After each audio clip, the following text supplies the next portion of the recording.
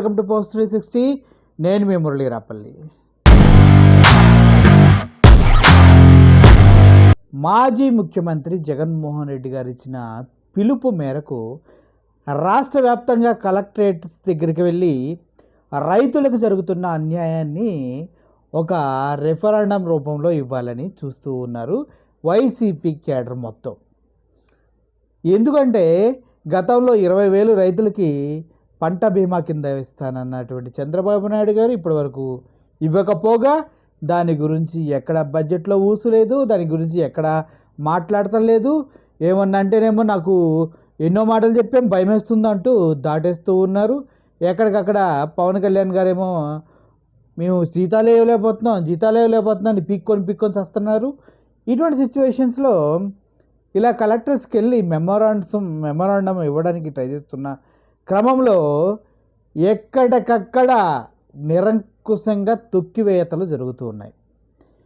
ఎవరైతే కలెక్టరేట్కి వెళ్తారని అనుమానం వచ్చిందో వాళ్ళని ఇంటి దగ్గరే ఆపేస్తూ ఉన్నారు పోలీసులు. ఎవరైతే కలెక్టరేట్ దగ్గర దాకా వచ్చారో వాళ్ళని వెళ్ళనివ్వకుండా ఆపేస్తూ ఉన్నారు. ఏంద్రా అంటే వాళ్ళు ఏం చెప్తున్నారంటే మీరు కలెక్టర్కి ఇవ్వవలసిన అవసరం లేదు. అసలు నువ్వు చెప్పడానికి నువ్వెవరు? పోలీసు వ్యవస్థకి ఏం సంబంధం ఉంది? కలెక్టర్కి వెళ్ళి రిఫరెండం ఏంటి? రాష్ట్రంలో జరుగుతున్నటువంటి ఈ ఘోరమైన పాలన గురించి రిఫరెండం ఇవ్వాల్సిన అవసరం ప్రతి ఒక్క వ్యక్తికి ఉంది. దాన్ని ఆపడానికి పోలీసులకి ఎటువంటి హక్కు ఉంది? అసలు ఈ రేంజ్లో అణిచివేతలు చేయడం అనేది గవర్నమెంట్కి అవసరమా అంటే అవసరం లేదు, కానీ భయపడుతున్నారు. రాష్ట్ర వ్యాప్తంగా ఒక్కసారి కంప్లైంట్స్ వెల్లువెత్తితే కలెక్టర్స్ అంతా కలిసి ఒక నిర్ణయానికి వచ్చి వాళ్ళు కనుక యాక్షన్ తీసుకోవాల్సి వస్తే మొట్టమొదటిగా ఎందుకు అని క్వశ్చన్ వస్తుంది. ఆ క్వశ్చన్ వచ్చినప్పుడు టీడీపీ గవర్నమెంట్ దగ్గరికి ఆన్సర్ చెప్పవలసిన అవసరం ఉంటుంది. అది రాకుండా ఉండాలనే ఇటువంటి ప్రయత్నాలు చేస్తూ ఉన్నారు. నిన్నటికి నా కలెక్టర్ల మీటింగ్ కూడా దాంట్లో భాగంగానే పెట్టారా? కలెక్టర్ అందరికీ క్లియర్ ఇన్స్ట్రక్షన్స్ ఇచ్చారా ఏంటి? ఎవరు వచ్చినా కూడా ఎటువంటి మెమోరాండమ్స్ తీసుకోకండి, ఎవరు వచ్చినా కూడా పట్టించుకోకండి, ఎస్పీలతో మాట్లాడి ఎక్కడికక్కడ అందరినీ అణిచివేయండి. రైతులకు సంబంధించిన ఉద్యమం ఏది ఆంధ్రప్రదేశ్లో జరగటానికి వీల్లేదు అంటూ స్ట్రిక్ట్గా ఇన్స్ట్రక్షన్స్ వెళ్ళాయా? లేకపోతే కలెక్టర్కి లెటర్స్ ఇవ్వడానికి వెళ్తూ ఉంటే పోలీసులు రోడ్డు మీద ఆపేయటమేంటి? ఆ దేవినేని అవినాష్ని అయితే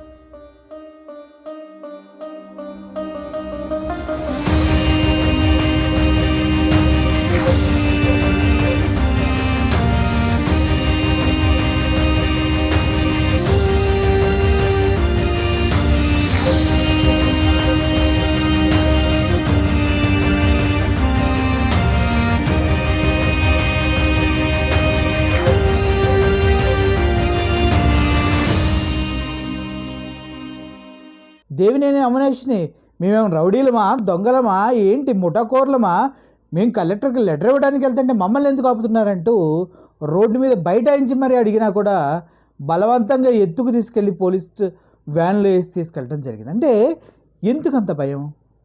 మీ పరిపాలన సూపర్ కదా, మీరు అద్భుతంగా పరిపాలిస్తున్నారు, ఇచ్చిన మాటలను నెరవేరుస్తున్నారు, సూపర్ 6లు కూడా అద్భుతంగా అందుతున్నాయి కదా మీరు చెప్పిన ప్రకారం ప్రజలకి.